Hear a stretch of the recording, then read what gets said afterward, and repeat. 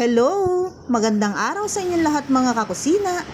Nakapag-prepare na po ba kayo ng inyong lulutuin? Tara, luto po tayo ng isa na namang masarap na ulam na gulay. Maggisa tayo ng sibuyas, bawang at saka luya. Palabasin natin ang kanilang aroma bago natin ilagay lahat ng mga gulay. Dapat iuuna ko itong kalabasa kaso maliliit ang kanyang hiwa kaya pinagsama-sama ko na. Inisahang paggigisa na lang yan mga kusina dahil nipis naman ang pagkakahiwa ko ng kalabasa. Ayan, haluin ng maigi bago ilagay yung kanyang pampaalat na bagoong alamang. Dahil luto naman na yung bagong alamang kaya hinuli ko na mga kakusina. Kung hindi pa sana luto yung bagoong alamang ay igigisa ko muna yung bagoong alamang bago yung mga gulay. Pero luto naman kaya ganyan ang aking ginawa. Ayan, masarap ang ating gulay na gagataan kung ang ating pampaalat ay bagoong alamang. Kasi malasa siya mga kakusina. Ayan, haluin lang na maigi and then saka natin tatakpan para maluto na siya. Linagay ko na nga rin pala dito yung aking pansahog na crabs. Ayan mga kakusina, pre-cook na yung crabs na yan. Basta bumibili ako ng seafoods at hindi ko muna kaagad-agad lulutuin or ipangsasahog ay pre-cook ko muna. Ganun ang aking ginagawa mga kakusina. Bale, 3 piraso lang ang aking linagay dyan. Hinati-hati ko yun para manuot sa loob ng crabs yung ating gata na ilalagay.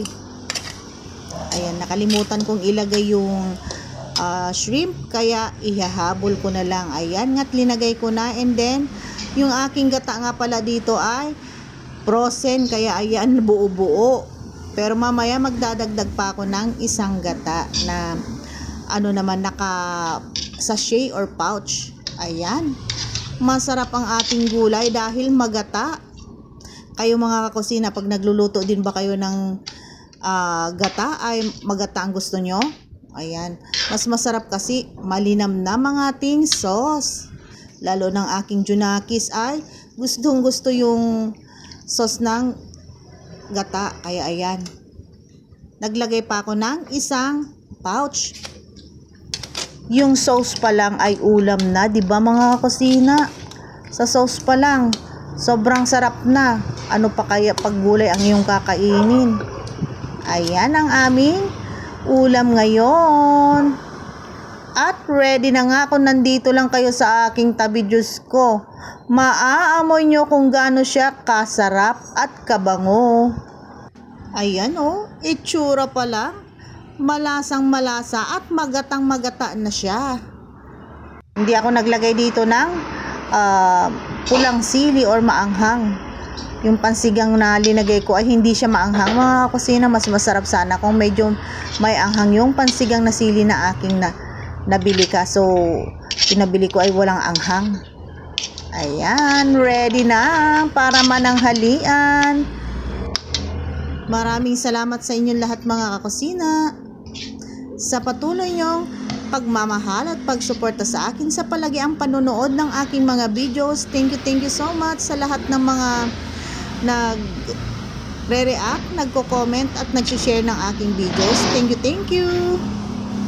Huwag kayong mag-alala sa lahat ng mga dumadaan sa aking newsfeed ay pinapanood ko yan ng buo bago ako mag-react at mag-comment. Ayan, sino sa inyo ang nag-crave din sa gatang gulay? Magluto na rin mga kakusina habang maaga-aga pa. Maihahabol sa pananghalian or panggabihan, di ba? Tsak na matutuwa na naman ang aming mga kaibigan na pupunta dito sa bahay dahil makakatikim na naman sila ng masarap na gatang gulay. Ayan, bihira daw kasi sila magluto na ng gulay na gata. Kaya ayan, nagluto ako ng gatang gulay na request nila. Hello! Katatapos lang magluto ng inyong kakusina at ito ang aming ulam, gatang gulay na sari-sari. Ayan, mayroong sahog na shrimp at crabs. Kain po tayo!